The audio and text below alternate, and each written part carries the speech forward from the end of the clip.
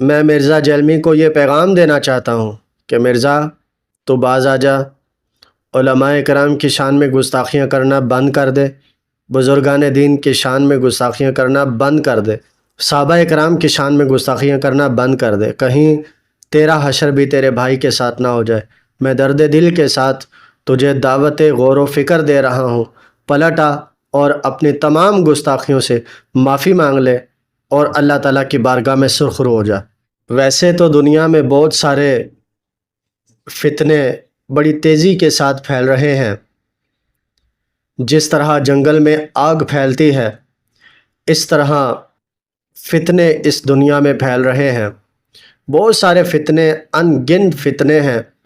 انہی فتنوں میں ایک بہت بڑا فتنہ جسے لوگ انجینئر محمد علی مرزا کے نام سے جانتے ہیں، سوشل میڈیا پر یہ شخص آپ کو علماء کرام کے خلاف زبان درازیاں کرتا ہوا، اولیاء اللہ کے خلاف زبان درازیاں کرتا ہوا، صحابہ کرام علیہم الرضوان کی شان میں گستاخیاں کرتا ہوا، انبیاء کرام علیہم السلام کی شان میں گستاخیاں کرتا ہوا یہ شخص آپ کو نظر آئے گا۔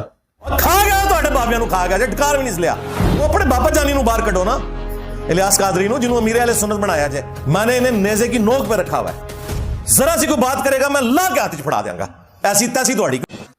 آج میں اس کی ایک بہت بڑی غلط فہمی کو دور کرنے کے لیے جا رہا ہوں، آپ تمام حضرات اس چیز کے گواہ بن جائیں۔ انجینئر محمد علی مرزا سے کسی نے پوچھا کہ آپ کی ویڈیوز کو دیکھ کر لوگ اولیاء اللہ کے بارے میں زبان درازیاں کرتے ہیں، اولیاء اللہ کو برا سمجھتے ہیں، یعنی بزرگان دین کو برا سمجھتے ہیں، تو ان لوگوں کے بارے میں آپ کا کیا میسج ہے؟ میں انشاءاللہ جو بات کروں گا وہ ساتھ ویڈیوز بھی چلاؤں گا۔ سوال ہوا کہ آپ کی ویڈیو کو دیکھ کر لوگ اولیاء اللہ یعنی بزرگان دین کے خلاف زبان درازیاں کرتے ہیں، ان لوگوں کے بارے میں آپ کا کیا میسج ہے؟ آپ کی ویڈیوز دیکھ کر کچھ لوگ بزرگوں کو برا بھلا کہتے ہیں، ان کے بارے میں آپ کا کیا میسج ہے؟ تو یہ کہنے لگا کون بزرگان دین، کون اولیاء اللہ؟ کہنے لگا ہم تو ان بزرگوں کو مانتے ہی نہیں ہیں، کیا قرآن میں ان بزرگوں کی شان آئی ہے؟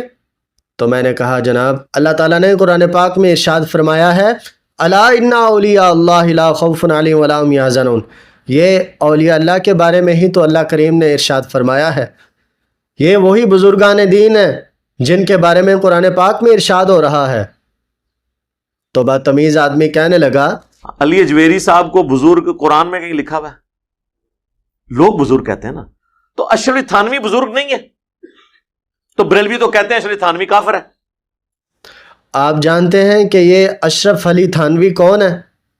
میں نے کہا ہم ایسے بزرگوں کو نہیں مانتے جو رسول اللہ صلی اللہ تعالیٰ علیہ وآلہ وسلم کی شان میں گستاخیاں کریں۔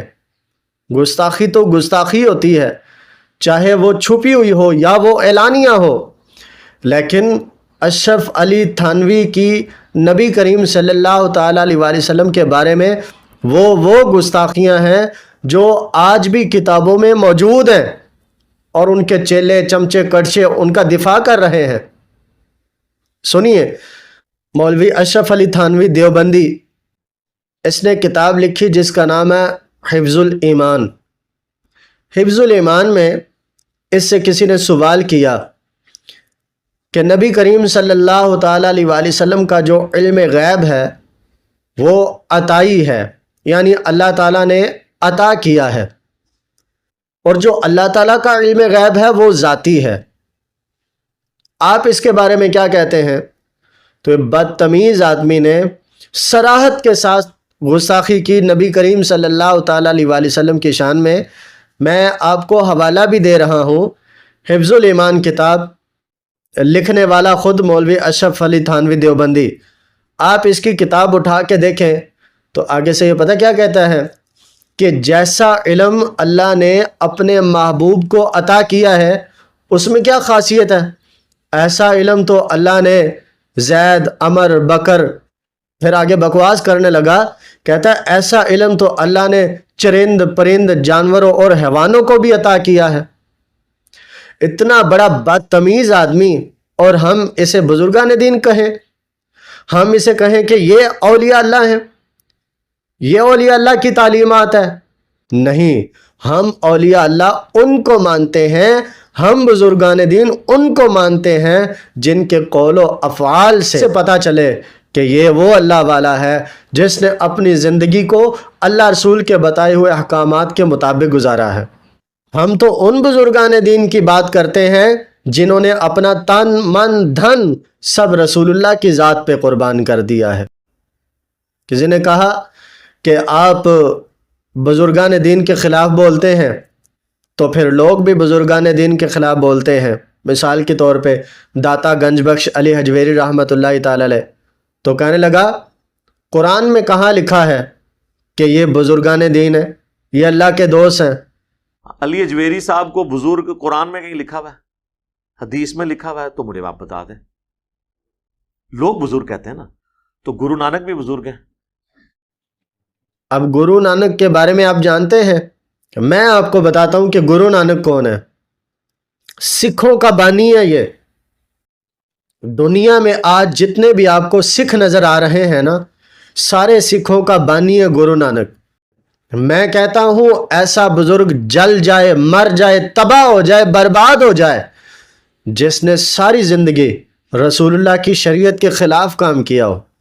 ہم نہ ایسے بابوں کو مانتے ہیں، نہ ایسے بزرگوں کو مانتے ہیں کہ جن کی ساری زندگی اللہ رسول کے احکامات کے خلاف گزری ہو۔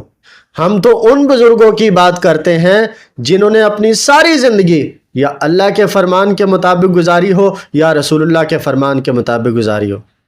تو ایسے بزرگان دین کے خلاف جو بندہ زبان درازیاں کرتا ہے، پتہ ہے اللہ تعالیٰ نے ارشاد فرمایا کہ جو میرے اولیاء کے بارے میں گستاخی کرتا ہے، اولیاء سے دشمنی رکھتا ہے، اولیاء کے بارے میں زبان درازیاں کرتا ہے، اللہ تعالیٰ نے فرمایا میں اس کے ساتھ اعلان جنگ کرتا ہوں۔ تو میں اس مرزا شیطان کو یہ پیغام دینا چاہتا ہوں کہ صرف تو بدتمیز نہیں ہے بلکہ تیرا بڑا بھائی بھی بدتمیز تھا۔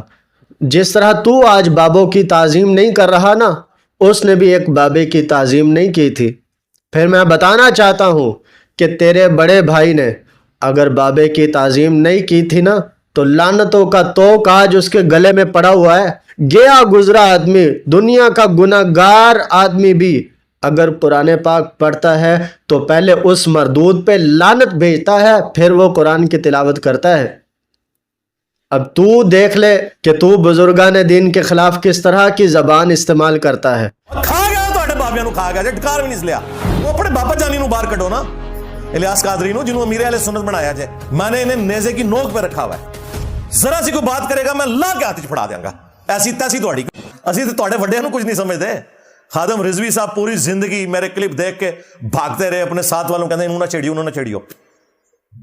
انہوں پتہ سی کہ کھا جائے گا سارے نو، تو کھا گیا جے الحمدللہ۔ کہیں تیرا حشر بھی تیرے بھائی کے ساتھ ہی نہ ہو جائے، اس لیے اللہ سے ڈر جا اور توبہ کر۔